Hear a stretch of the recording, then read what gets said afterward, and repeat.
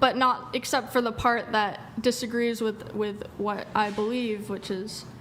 So so you wouldn't accept the part that disagrees with what you believe? Listen to the backwards logic using definitions as justification for killing.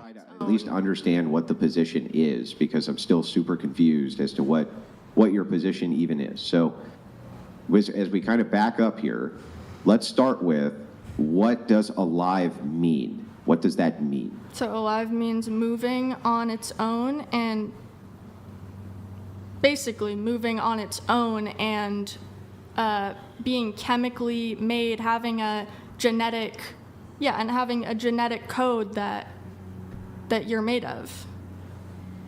Okay, so so being alive, the criteria is going to be moving on your own and having some kind of genetic material that you're made of.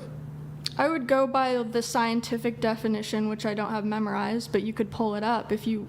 I would agree with the scientific definition if you want to pull it up. But not except for the part that disagrees with what I believe, which is...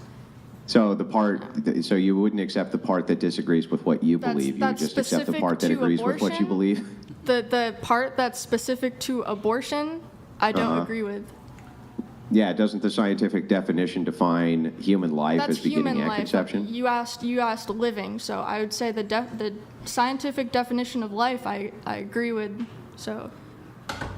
Yeah, well, I don't know what that is. Do you want me to pull that up? I just gave some examples of what I believe life is in essence, and if you want a full thing, you can look up what the scientific definition is, and that's what I'll accept. That's what I'll use.